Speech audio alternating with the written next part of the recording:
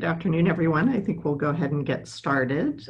First off, thank you so much for joining us for this webinar. This is a topic that I've really wanted us to do for quite a while. The acceleration of cybersecurity threats, I think, has led us to want to continue to give you as much information as we can about the things that are out there and how to protect yourself. Just a couple of items of housekeeping. You all will be muted throughout the webinar. However, we do welcome questions. And if you look at the bottom of your Zoom screen, you should see a chat feature. If you can enter any questions that you have along the way, we'll be sure to monitor those and we'll ask or we'll answer the questions as we go along. I would like to introduce our speaker for today, Steve Ryder. Steve started True North Networks in 2002 as the CEO. I met Steve a few years ago. He's a frequent speaker at conferences, and I've really come to appreciate his knowledge about cybersecurity and IT. And in fact, we hired his firm a couple of years ago to provide IT and cybersecurity services to HC Financial, and we've been incredibly happy with them. Steve is always a really good speaker and great insight into things that are going on with cybersecurity incidents, so I think you'll learn a lot. A couple of fun facts about Steve. Apparently he hates a certain dried fruit, and maybe he'll tell you about that. I also learned yesterday that he has his private pilot's license, although he's not currently using that, and that had he not started True North Networks, he may have become a plumber. We're actually going to start, this session with a quick question. This is something that's it's a poll, if you will, but it's the kind of thing that you may see from time to time. So you should see a question on your screen right now. And if you can read that question and see how you might answer, we'll see how everybody does. And then we'll turn it over to Steve. Thanks, Carla. Everybody hear me okay? Can you hear me okay? Okay, great, thanks. I had something happened with my computer and my speaker bugged out for half a second. So I'll let everybody take a read at that. And I assume Jane will post the results shortly. So timing is good for this because this is Cybersecurity Awareness Month. And so it's good timing to have a webinar like this. And just again, want to thank Carla for having me. And these are the topics or learning objectives that we're going to cover. Jane, I don't know if those results are available yet. And here we go. Oh, look at that. All right. I don't think maybe I should even be speaking today because it looks like everybody knows what they're doing here. So that's great news. So it's great to see 100% agreeing on that. So we're going to review a bunch of things, and a lot of them I'm going to review some screenshots and some things that you should be aware of and things to look out for. You know, some common cyber attacks and vulnerabilities, things that you should be careful about what you're sharing online, and some best security practices, and just certainly some conclusions and questions. And Jane is going to keep track of the questions, and as I'm going along, if you have questions, please feel free to put them in the chat windows, and Jane will possibly interrupt me as I'm going along if there's a good spot to ask some of those questions. There is a lot of content here. I'm not sure if I'll get through all of it, but I know Carla and Jane are going to pass these slides and this information along. There are some helpful links that you will see that you'll be able to use, including a couple that are actually some online quizzes. Part of the quiz that you took was one of the questions on one of the quizzes. There was another very great free quiz and learning opportunity as on some other links as well. So my screen will advance here. Okay, there we go. Okay. So according to the FBI, some of the top scams that they've seen, you know, over the past couple years, especially targeting elderly folks, is, you know, a romance scam where someone is trying to, you know, pick on somebody's loneliness at home and trying to scam them into, you know, oftentimes a lot of these things come down to money, right? All these things, everything comes down to money, where these guys will, you know, try to romance you and try to get you to send some money. Tech support scam, where somebody's trying to connect in or help you with a technology problem and letting you know there's something wrong with your network. Grandparent scam, where you know, a person, and this actually recently happened to my mother, where my quote unquote her granddaughter called and said that she got in a car accident and needed some money right away. She was with the police, and you know, they obviously, that was a phone call that came in and basically total scam to get my mother to send some money. A government impersonation scam, you know, IRS or the government calling you and saying that you know, you need to do something or they're going to basically throw you in jail. Sweepstakes, lottery, where situation where they say, hey, you've won this money, please give me your credit card to process this claim. And there again, they get your money first, and obviously the claim never shows up. Home repair, again, someone saying you need some home repairs, pay me in advance, we'll come over and fix these things, and they never show up. TV or radio, bad, you know, illegitimate advertisements where you might pay some money for something that you may want, and that never shows up. And then certainly, you know, we hear about some, you know, family or caregiver folks where, you know, they take advantage of their elderly parents or relatives and take advantage of them. A lot of these things, again, are what the FBI has said on their website, and there are certainly things you can do to reach out to the FBI should you need to if something like this happens to you. So I'm going to play this one that I actually got this voicemail at my house one day when I came home. I'm just going to quickly play this. I'm sure many of you may have heard this, but I'm going to play it for you. Hopefully you can hear this.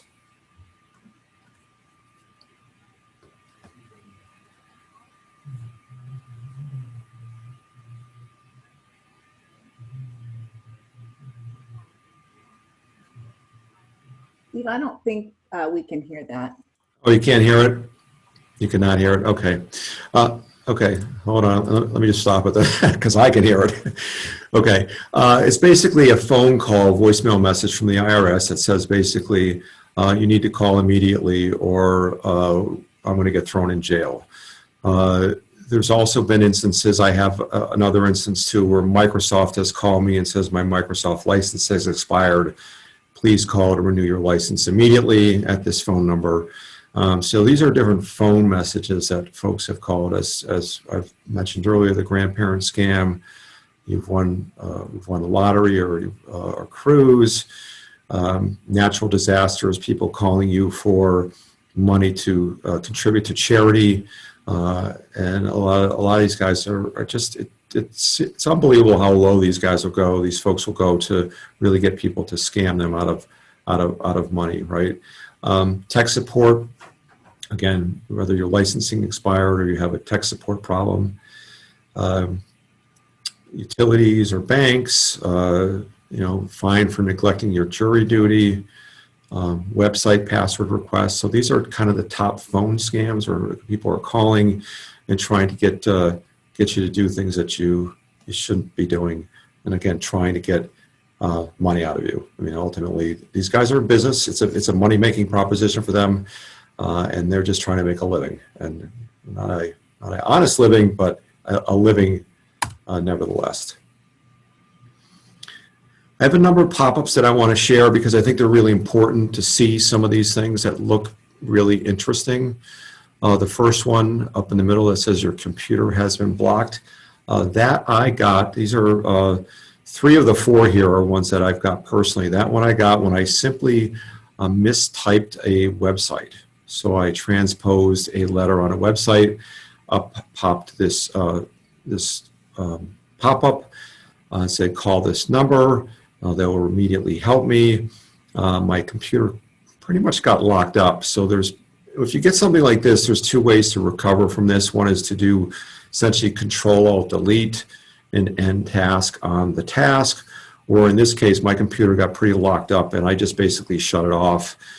Obviously, I did not make the phone call and did not let somebody connect to my computer. And again, nothing happened because I didn't take any action, right? So the important thing is not take any action if you see things like that. The one at the top right is PayPal. It says that I've submitted a mobile payment for $40 and just to click to verify this transaction. Again, another opportunity where I could download some virus or malware on my computer, potentially corrupt my computer, or give away my password to PayPal so people get into my PayPal account, and opted not to do that. Lower left here, my controller got a quote-unquote email from me, supposedly. If you look at that email address, this is really interesting. So my email address is srider@truenorthnetworks.com. If you notice closely on that email address, there's two S's at the end after the K, which is not our domain. So somebody basically spoofed my name and my email address to our controller, asking her to wire money. We actually send all this information to the FBI. And the FBI actually called us and said, "Hey, thanks for the information. You didn't wire the money, did you?" And we said, "No, we did not. But if we could get somebody off the street by providing this money to information to the FBI, so you can open a complaint with the FBI." And actually, in this case, they did call. The one on the right is a ransomware pop-up. And ransomware, if you do not know what ransomware is a situation where you download a virus or malware on your computer. It encrypts all your files, and there only are two ways to recover from that. One is to recover from backup. So if you have a backup of your files, you can recover from that, or the other is to pay the ransom. Oftentimes, just like as I was mentioning earlier, these guys are in it to make money, and they also have the ability to be rated. So meaning if you get a ransomware from a specific criminal, they have a rating system, and you can check to make sure that if you pay them the ransom, that they're going to give you the keys to unencrypt your file. The FBI obviously tells you never, ever to pay the ransom. Unfortunately, there's been instances for a number of businesses that have had to pay that ransom because they don't have a backup or they need to recover the files quickly. So there have been times where people have paid that ransom. It becomes somewhat of a business decision to do that. Again, I'm not a fan of doing those types of situations, but in times it can cost less to pay the ransom than it can to actually the time and money to actually go through a recovery process. So again, not fun. And just be careful what, again, a lot of these things are careful in what you're clicking on or what you're looking at. Three more, again, that I think are really interesting. Again, these are all came to me. The first one was voicemail message that was left for me from AT&T. I don't use AT&T. Again, it looks convincing. Click on this voicemail message so I can listen to it. Quarantine emails. We have a spam filter, so it quarantines our emails. Here's some spam that you might want to click here and review all these messages. Again, this is not my quarantine company that we use for spam. And then the last one on the right there is my Office 365 account where I have, should I click on this link to enable what's called multi-factor or two-factor authentication. And I'll talk a little bit about more of that in a little bit. But to enable that, and click on that link. Again, it looks really impressive, doesn't it? That it looks like it did come from Microsoft, but not one of those was a legitimate email. But these guys are really impressive, in a warped sort of way to try to get you to or dupe you into clicking on things. And that's why it's really important to think before you take action on anything that comes out. I don't know if anyone watches Shark Tank. I'm been a Shark Tank fan for a number of years. Barbara Corcoran was also duped into sending close to $400,000 by a wire transfer. And she got lucky, actually, when this first email came out, and back in February of this year. It said that she had lost, I think it was like $387,000 or something like that. And a subsequent report got posted later on where she actually was able to recover the money from the bank that was doing the mediator, or the first bank getting transferred before it went to the criminal, was able to stop the actual wire transfer. But basically what happened was someone that worked for her got an email, phishing email, to request money to be sent. She sent the email without questioning it because it looked to be somebody that she's typically doing business with, and out goes the money. More often than not, that money is lost. And if you see, the comment below, companies have lost close to $26 billion, billion dollars in wire fraud since 2016. So this is a real problem where people are spoofing email or doing some social networking or social engineering, where they're gathering information about the user, what they're doing, and injecting some personal information that looks like it's the person, and then basically changing the bank account where the money is to be routed to. And it looks convincing because they have a lot of personal data that seems that they are indeed the person. So again, really careful. I know for Carla's company with HC, I'm quite sure they make phone calls before they're wiring money, but it's really important to check before you just send wire out. Here's another one I found really interesting. This is on Facebook, where these really tempting ads come up that seem too good to be true, and often, if it is too good to be true, it often is. And oftentimes, the best way to determine whether this is legit or not is, if you're on Facebook or LinkedIn, or you look at some advertisement that seems really kind of fascinating. Interestingly, is I'm a big fan of Keen shoes. I pretty much wear Keen shoes all the time.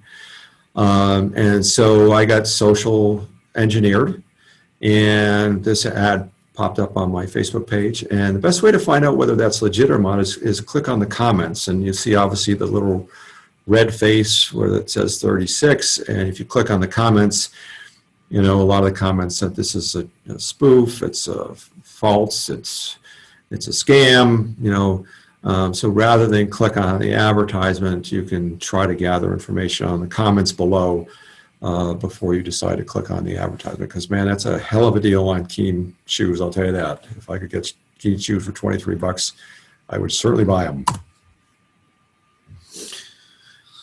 This is a cute little graphic I thought was kind of funny about just passwords. I think it's really important.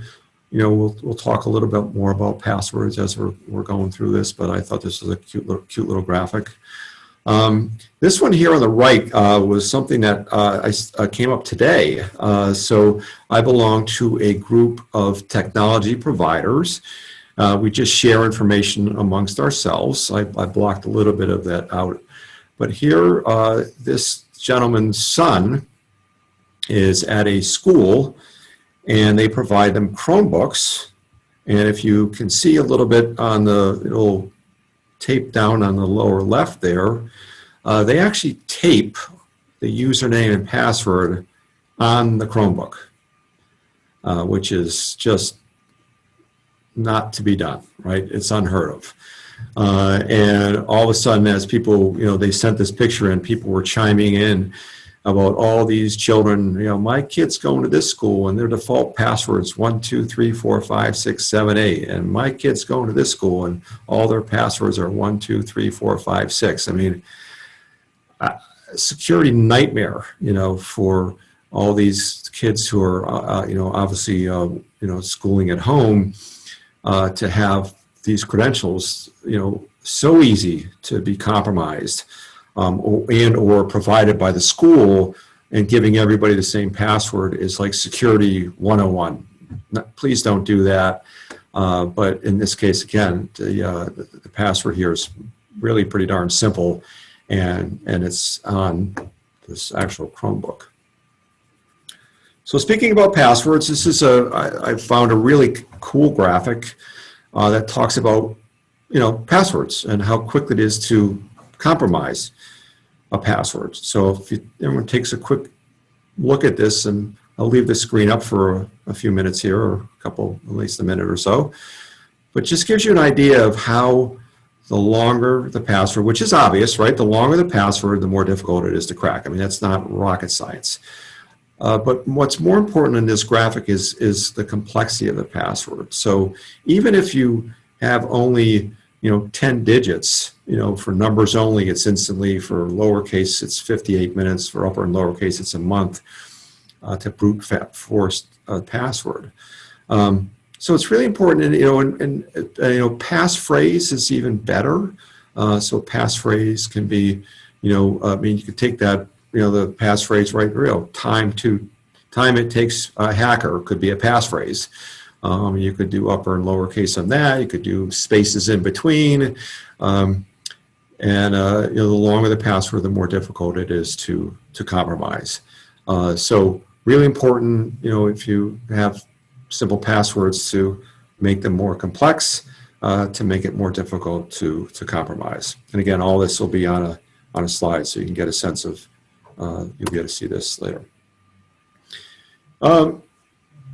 Other thing is, it's a good idea to change the default credentials. So back last year, there was this big quote-unquote security breach, supposedly from Nest, which ended up being not true. What happened was people put in the Nest camera with very easy to guess passwords.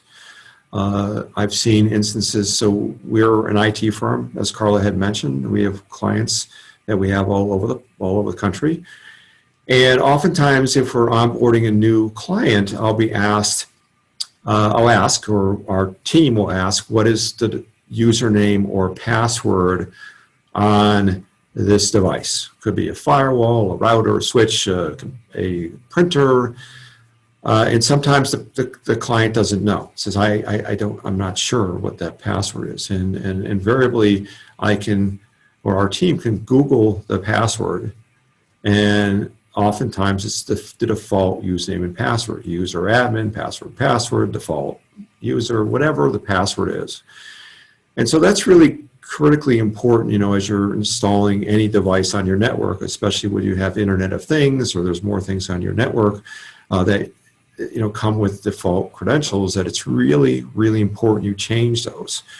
I have a clip, I don't have it here, but I had done one where there was a website that was put up several years ago where a hacker had basically posted people's cameras from all over the world on this website and said, peering into people's houses, and said, look how easy this is. It's some 73,000 cameras peering into people's houses. The guy just posted on their website.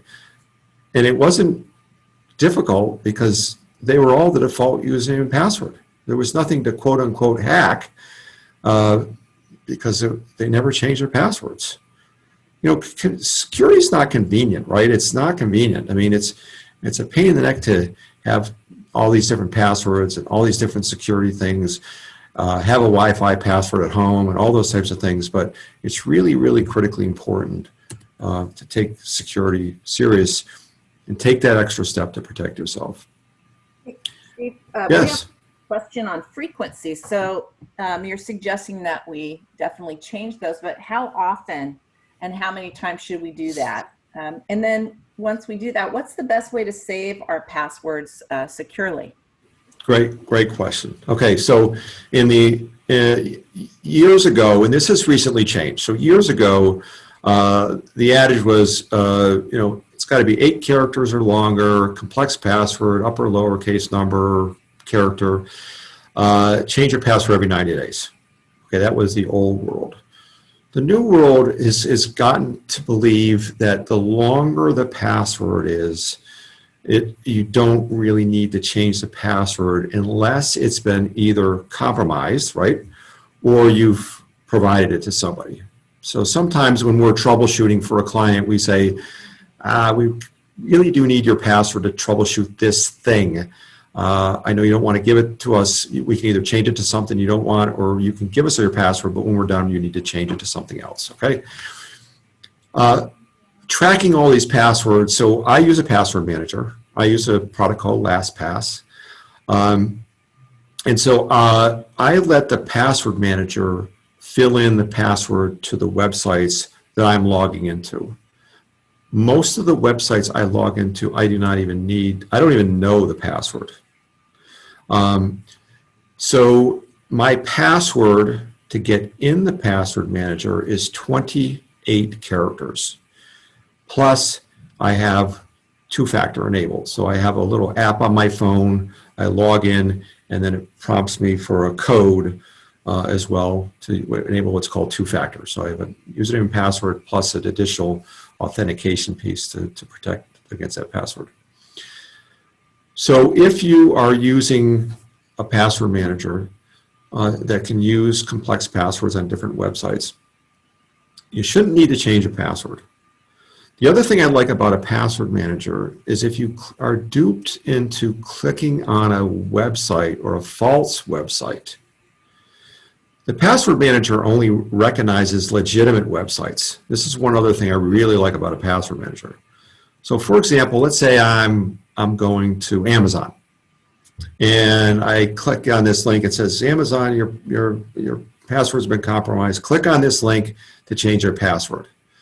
Okay, if I click on the link and it goes to what looks like Amazon, but it's Amascam or whatever, right? The password manager won't be able to fill in that password because it doesn't know the amascam.com website, right? So it will not know that password. So that's another good way to protect yourself. So hopefully that answers your question. So for me, I don't change my passwords because they're very complex nowadays. I used to change them, or in many cases, every 90 days as suggested, but not anymore. My passwords are either a passphrase or a very complex password from my password manager. So hopefully that answers that question. And then this is another example, again, where just, obviously with COVID and everything, just sinking pretty low, that you've come in contact with somebody at COVID, click on this link, download this, and then it infects your computer. Yeah. So they really know how to prey on people's fears to get them to click on things. Next couple screens are just a few posters that I think are really important. And again, the links are down there that you can download these posters and kind of read through them a little bit more. But this is a great little poster from an organization called SANS. And, just some tips, check the email address. Is it legit? If it says, dear customer, be suspicious of spelling mistakes. If it's immediate action, be careful about that. If you mouse over the link, if you notice the mouse, the hand there, even though it says FedEx, you mouse over it, it really goes to a different website. So even though it looks like it's FedEx.com, it goes to a different website. Attachments, be careful of. So again, these are just some really cool tips that oftentimes, I tell to folks, even if, you can't, for business folks, if you can't afford a cybersecurity program or all these dollars to spend on cybersecurity, print this and put this out in your office and spread it around so people are thinking before they're clicking on emails, because that's a major place where people get attacked. Again, another poster that I think is really helpful. Again, just some 10 quick tips, that you can look at. Again, be careful clicking on links, salutation, don't believe everything you see. Again, very similar statements, that the other link said, just in a different format, but I think these are really simple posters that you can share or have at home to just be aware, just an awareness. And another one, again, how to create a cyber secure home, securing yourself, securing your network, making sure you have a wireless password, how do you secure your home network, don't, give everybody access to your password, securing your devices, make sure they're patched, they're kept up to date. There's a great website here, and again, a great little tips and tricks on, how to create a cyber secure home. Again, this is something you can download for free. You don't have to register. You don't have to put your name in there. That link here, you can just download and print this, and really good tips and tricks on how to secure your home. Hey, Steve, we had a couple more questions, kind of going back a little bit on password management. Sure. Do you have a particular password manager that you recommend? You mentioned you use LastPass. Is that Yes. the one you recommend? Yeah, I like it. There's a free version, or you can use a paid version. The free version, you can also enable multi-factor authentication, but there's KeePass. There's a number of them out there, but I'd say most of our clients and we use LastPass. I mean, it's very, very easy to use, and it's got some note sections. You can put separate passwords or secure notes in there as well. So it's just not a password manager. So if you have secure other data that you want to put in there, bank account information or other things in there that you can secure, you can store that as well. Okay, great. Do you know anything about 1Password? Again, very similar. They're very similar. It's a similar password manager, like most of the others. One thing, the password managers that are important and really is that the password managers store the passwords in an encrypted format, so the password company cannot get the password. So if you lose your password or you can't access your password manager, you're not going to have access to any of those passwords. So really important you store the password to get into the password manager in a safe place, or you know that. Again, as I said earlier, my password to get in the password manager is 28 characters. For me, it's a very easy password because it's a passphrase. But based on you saw how long it would take to guess. I don't know how many was it, 18 characters. Imagine how long it's going to take to guess a 28 character password. We have a client who is on that note is asking about. She says she's got a long master password. Yeah. And she's only given it to one other person in her, not in her household, and she's asked, is that enough? So just so somebody has it, just in case something happens. Yeah, I think it's, if there's somebody that you trust, or if something happens, a life event happens, and someone needs access to those passwords. I haven't explored this, but I think. I should, because I don't look like I'm very young, right? So I probably should do this. I think a number of these password managers have the ability to, have access to somebody, if something happens to me, that my wife could have access to it, or the executor of my estate, or somebody can get access to that password should something happen to me. So. I think, again, it's you got to be careful with who you're providing that information to.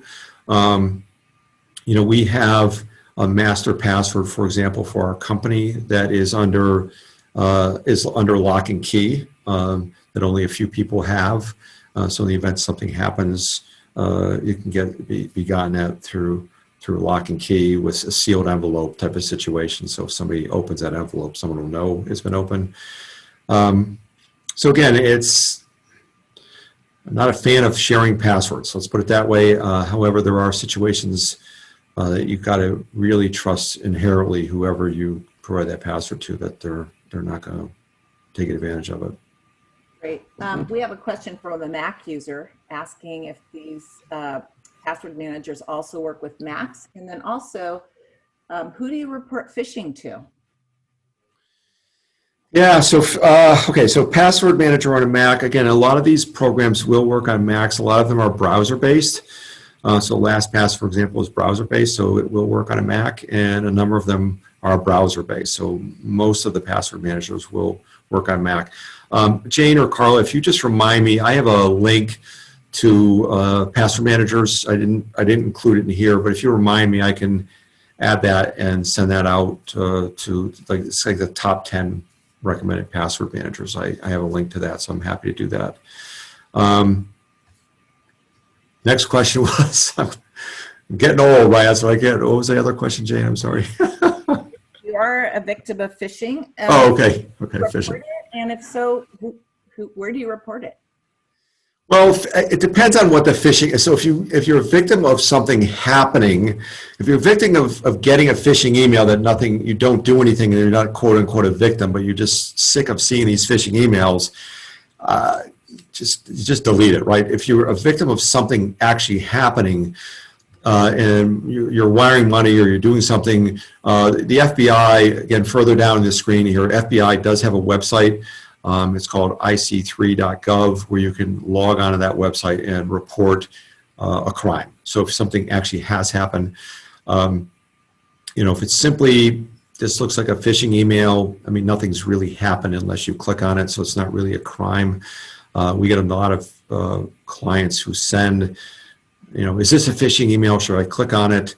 And because they look really good. And I had a client over on Sunday, as a matter of fact, saying, got this phishing email that, hey, I've seen you go into some porn sites and watch you doing some bad things. And if you don't pay me Bitcoin, I'm going to tell everybody, I'm going to email your entire list. I've put a bug on your network. And this guy panicked. It was on Sunday. I got an email on Sunday, and I obviously responded. And I said, I can't tell you how many of those I've gotten, of how many porn sites supposedly I've been to, and but they really prey on fear, and that's a pretty standard, email to try to get you to send Bitcoin. So again, if you end up doing something with the phishing email, you can report it to the federal FBI. I mean, whether they do anything about it because they get so many of these things.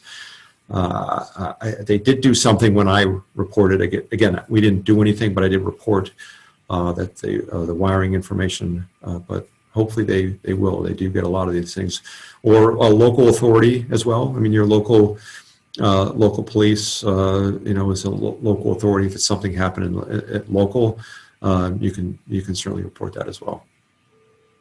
So one of the questions is: are any of these cybersecurity criminals ever caught? We've got trials or penalties, recovery of it's really difficult. Very, very large scale guys, gals, criminals are caught that are doing this on a mass scale because they're making millions of dollars. For the quote unquote mom and pop criminals that are making, $50,000, $100,000 a year doing this stuff, it's really difficult to find these folks because they're all over the globe, and a lot of times it's hard to find them because of the communication. It's hard to find where it goes. When the money gets wired, it's hard to trace where it goes because it goes to multiple places through Bitcoin and security and basically routers that are difficult to track. So it's really, really hard to find these folks. And so that's why it's really, really, really important. We do our best to educate ourselves or educate those around us to be careful not to click on things. That's the best preventative medicine, really. Thank you. We actually have an interesting question about LastPass, and LastPass seems sometimes to compete with Google to remember passwords. Yeah. Should both be used, or how should we handle it? Yeah, I don't use. Again, I like using LastPass. I mean, Google or anything in your browser that's trying to remember passwords, I don't recommend.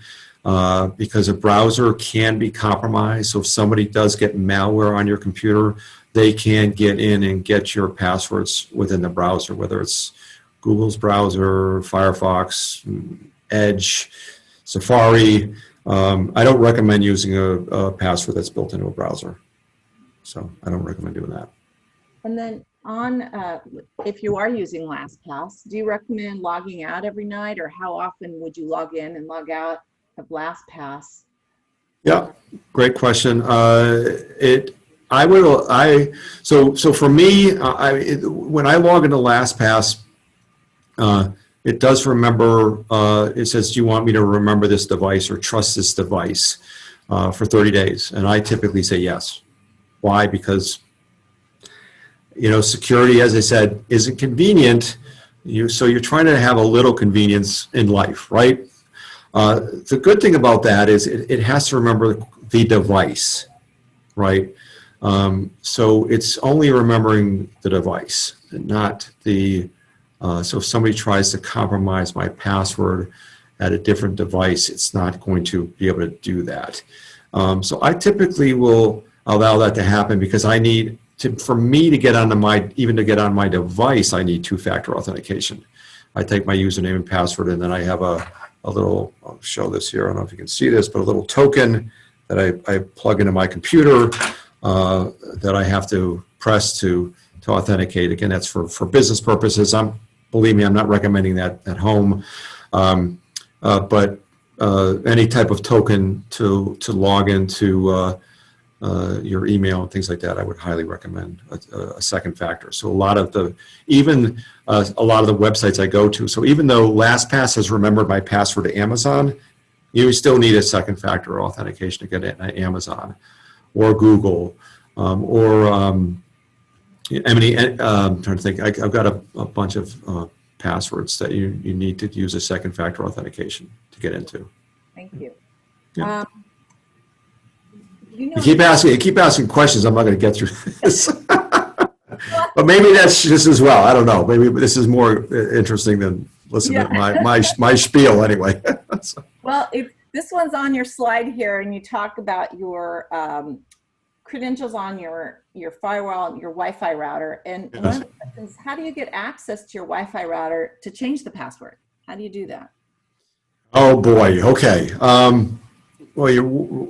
So the Wi-Fi router should have directions out of the box. So you should have that information. If it does not, the Wi-Fi router is the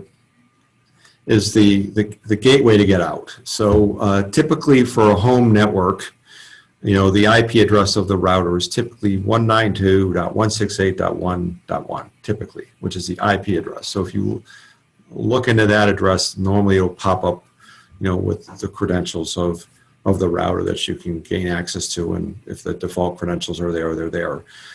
You can Google what the router is and what the default IP address, determine what your IP address is. So you can certainly Google that. And that's probably the best way to try to find out what it is. Look at the router, look at the make, model, serial number, and Google it. And it'll tell you what the default IP address is, what the default credentials are, and you could start there, and then you can get into it and then change the password. That's probably the easiest way. There's a lot of different routers out there, as you know. Right. So one thing here that I think I want to, part of this is a product called OpenDNS, and this is going to get a little deep, and so I'm going to try to not get too deep with this, but what I would say is, if you look at the links on the bottom left, at some point, when you get this information from Carla and Jane, click on those links. OpenDNS. DNS, I'll explain what DNS. DNS is domain name systems. So who cares what that means? What does that mean? It's the phone book of the internet. And so simply in the old days, if you look at my name, you look Steve Ryder up, you look at my phone name in the phone book, and it said Steve Ryder's phone number is this. That's how the internet works. It is a bunch of phone numbers, or basically what are IP addresses. All right. So when you go to Google or Amazon, you're not going to Google or Amazon. You're going to a phone number or an IP address.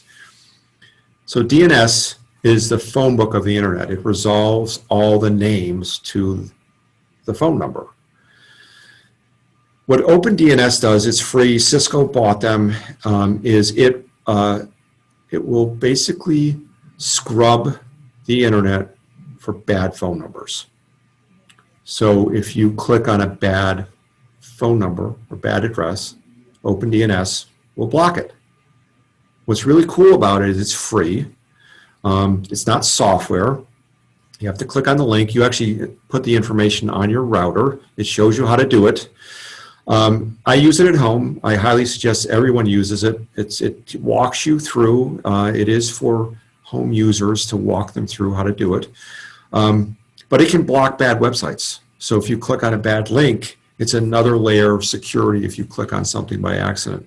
We've seen instances where it's blocked ransomware. So the way ransomware works is you click on a link and you download the ransomware, and then it has to phone home to get the password to encrypt all your files. If it can't phone home to encrypt the files with the password, it won't encrypt the files.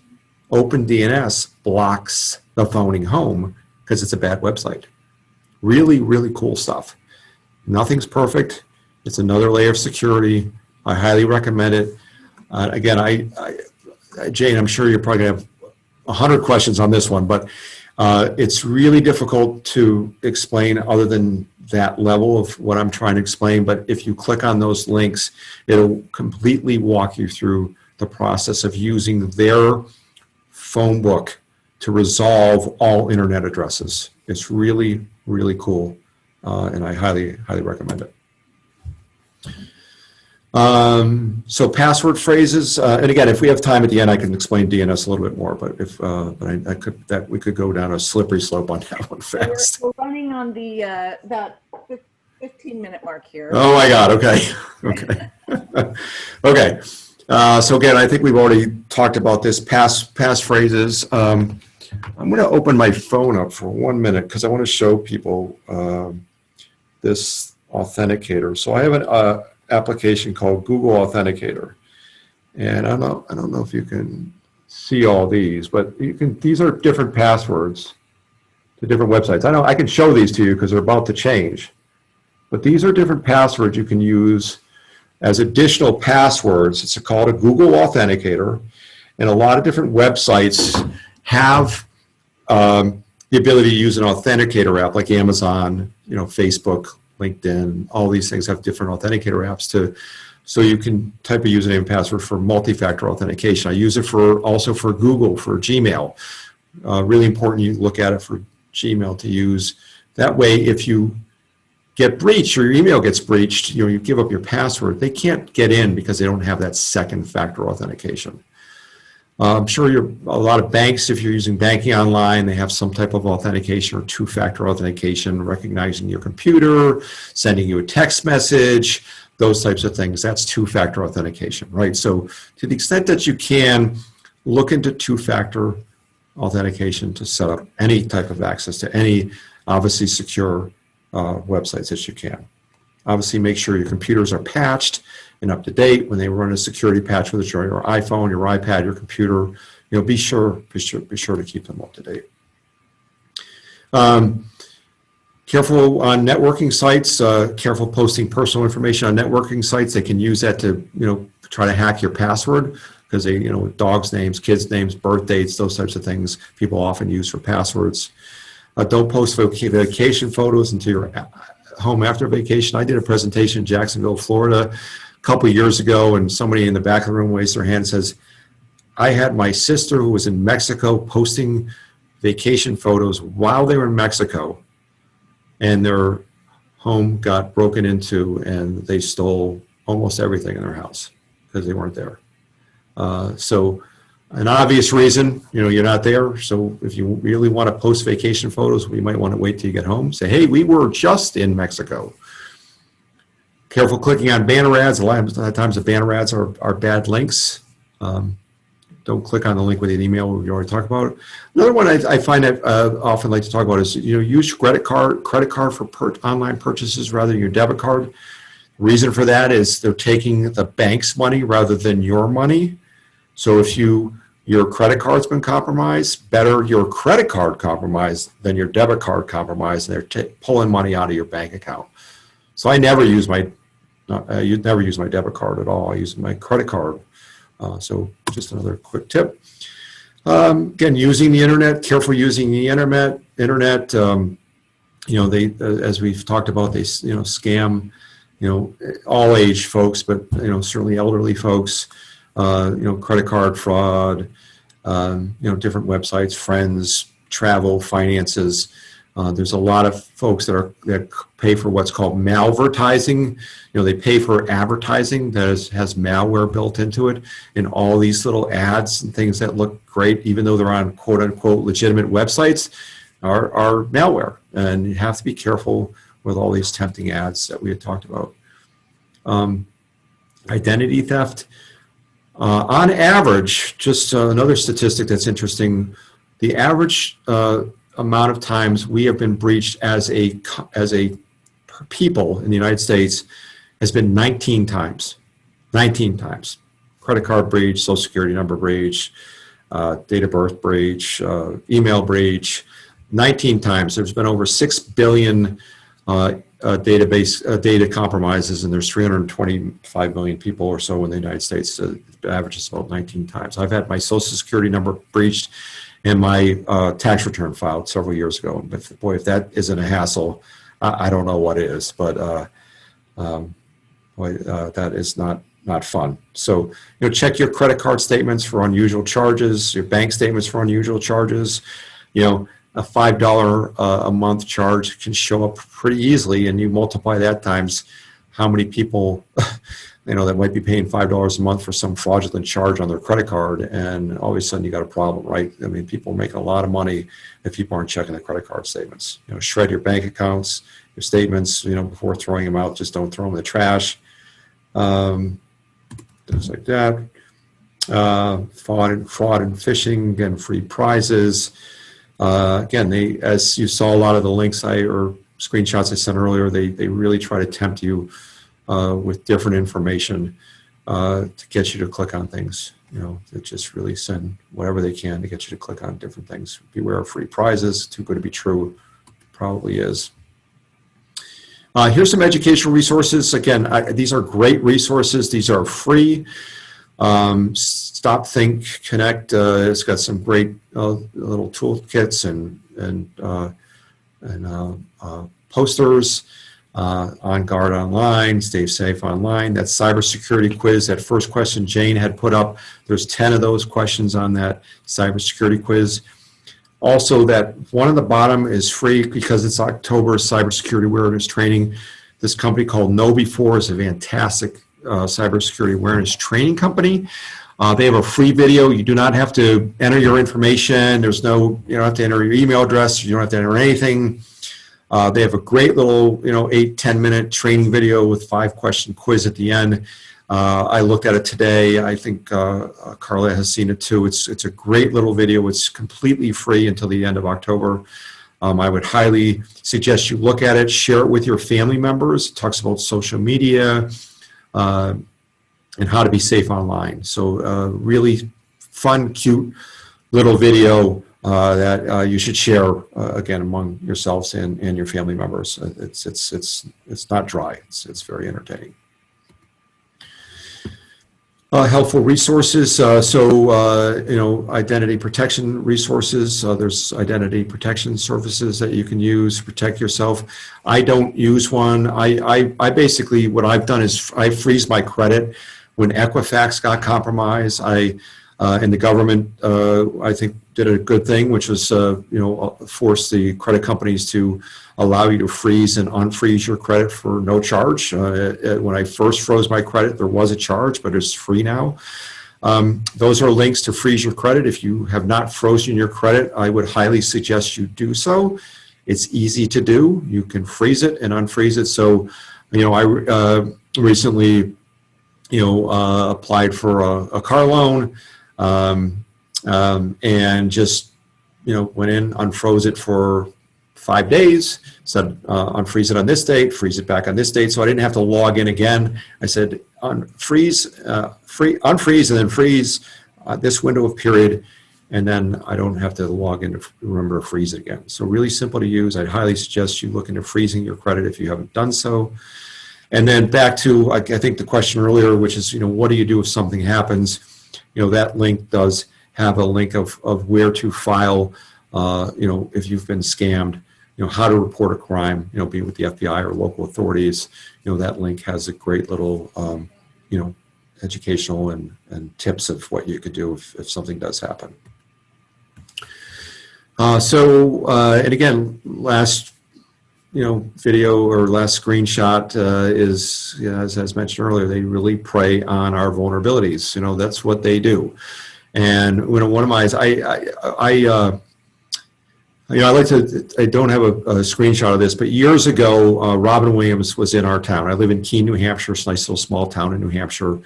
And Robin Williams was in town to film the movie Jumanji. And who doesn't love Robin Williams, right?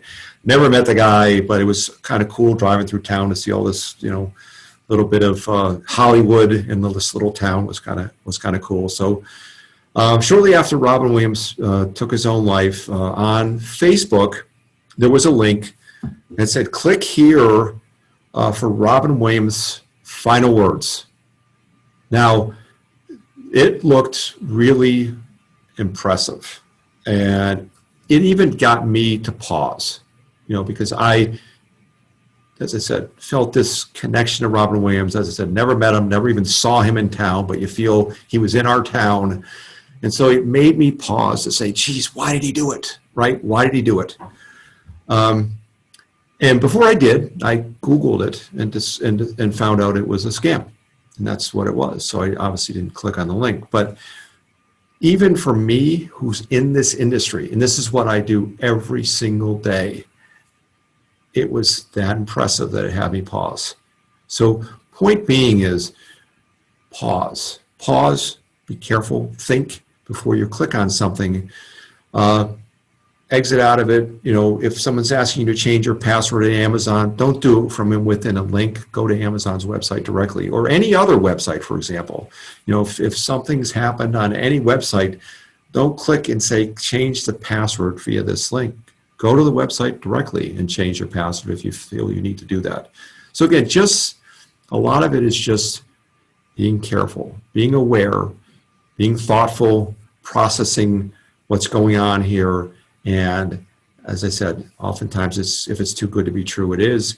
And now, as maybe many of you have gotten, and the same thing I'm getting texts now, texts to say, hey, look, I saw this, this is really cool. Click on this text now. So it's amazing the amount of ways these guys are trying to get at us. So I'll end there, and I know I'm probably out of time, but if any other closing questions. Out of time. This has been fantastic. I want to ask one more question, and then we'll wrap it up. There have been so many great questions here, and we obviously can't get to all of them. So we're going to try and maybe send out these links to you and maybe summarize answers to some of the questions. We'll try and get that out. Yeah, I'm sorry I went over. So I'm sorry I couldn't get to all the questions, but.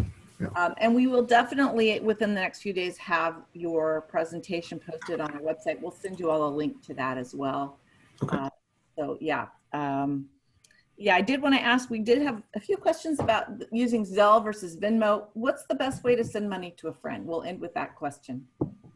I use Venmo. So I'm comfortable with Venmo. I eased my way into being comfortable with it, right? So it does have some authentication piece. I mean, it's owned by PayPal. So, PayPal seems to have their act together regarding security. So, I feel fairly comfortable about using Venmo. So that's what I've been using. I don't post it publicly. So you can do a public or private profile. And so I have a private profile. So I'm careful that I don't want everyone seeing who I'm sending money to or when I'm sending money to or whatever I'm doing. I even forewarned my daughter who uses Venmo and say, I can see all the stuff you're doing. So you might want to just, put everything in private mode here. So I do use Venmo. I feel there's enough layers of security that I feel comfortable with it. I mean, at some level we have to live, right? I mean, we can't just shut down everything. I mean, at some level we could, the way to be secure is, not have a phone, not have a computer, turn off the internet, get rid of your router, and just right. Go into a cave. But at some level we do have to have some conveniences, and Well, this has been fantastic. Thank you so much. I'm going to hand it off to my Carla. pleasure. Getting these resources out out to all of you. Thank you so much, Steve. This has been Yeah. great. And I know I've been monitoring the chat and Q&A as well, and there's still a fair number of questions that we may not have gotten to. Yeah. I would encourage, we'll send out as much information as we can. And, Carla, just quick, and let me just send the questions my way. I mean, I'm happy to answer the questions and just send them out. So I'm happy to do that. Okay, great. Yeah, and we've had a lot of experience answering a lot of these questions, so you can send them. Okay. If I don't know the answer to it, Steve, I'll definitely. Okay, you can take the first run at it, and I'll. Then when I'm wrong, I'll. Yeah, that's right. Yeah, you don't know. I'll take. Well, thank you to all of you for joining us, and again, thank you, Steve, for taking the time to present this. It's been great, and hopefully lots that everybody learned. Okay, my pleasure. Thanks for having me, everybody. Bye. Appreciate it.